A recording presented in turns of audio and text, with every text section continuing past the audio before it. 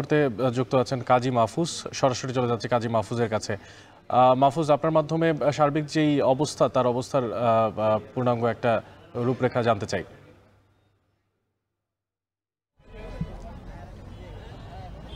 একটু আগে মূলত আন্দোলনকারীরা তাদের যে ব্লকেট কর্মসূচি সেটি প্রত্যাহার করে নিয়েছে। মূলত প্রশাসন একই সাথে স্থানীয় জামাত নেতা শাহজাহান চৌধুরীর আশ্বাসে মূলত তারা 2 ঘন্টা পরে এই কর্মসূচি প্রত্যাহার করেছে। তবে আমরা দেখেছি ঠিক সকাল 10টা থেকেই আন্দোলনকারীরা চট্টগ্রামের সাতকানিয়ার কারণীহাট যে অংশটি রয়েছে সেখানে ব্লকেট কর্মসূচি শুরু করে, যার কারণে চট্টগ্রাম থেকে কক্সবাজার, চট্টগ্রাম থেকে বান্দরবানের যে যান চলাচল সেটি পুরোপুরি বন্ধ হয়ে যায়। তবে এই মুহূর্তে আমরা দেখতে পাচ্ছি যেহেতু ব্লকেট কর্মসূচি তারা প্রত্যাহার করেছে, যার কারণে যানবাহন চলাচল একেবারে স্বাভাবিক হয়েছে।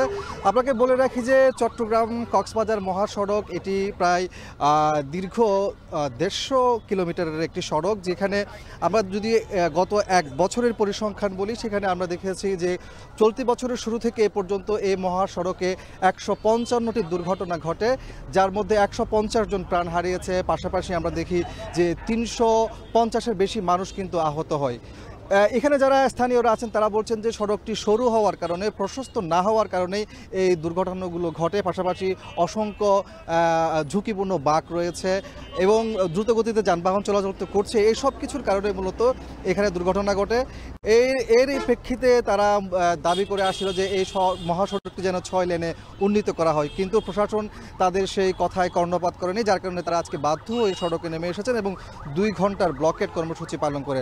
এর মধ্য দিয়ে আমরা দেখেছি যা মানুষকে বেশ ভোগান্তির মধ্যে পড়তে হয়, যারা ব্যক্তিগত কাজে চট্টগ্রাম থেকে কক্সবাজার কিংবা বান্দরবনে যাচ্ছেন, কিংবা কক্সবাজার থেকে শহরে যাচ্ছেন, বান্দরবনে যাচ্ছেন, স্থানীয় উপজেলা বাসিন্দারা যারা শহরে যাচ্ছেন তাদের প্রত্যেকে কিন্তু ভোগান্তির মধ্যে পড়তে হয়েছে। তবে তারা আশা করছেন, যেহেতু প্রশাসন তাদেরকে আশ্বস্ত করেছে আগামী 15 দিনের মধ্যে এই মহাসড়কটিকে 6 লেনে উন্নীত করার জন্য সরকারের পক্ষ থেকে যে আশ্বাস দেওয়া হয়েছে সেটি বাস্তবায়ন হবে। যদি সেটি বাস্তবায়ন না হয় সেক্ষেত্রে তারা আবারও হুঁশিয়ারি দিয়েছেন যে আগামী 15 দিন পরে তারা আবারও ব্লকেট সহ আরও বৃহত্তর কর্মসূচি ঘোষণা করবেন এবং এখানে তাদের যে দাবি সেটি তারা আদায় করে মূলত মাঠ থেকে আদায় করে ছাড়বেন, এমনটি হুঁশিয়ারি দিয়েছেন।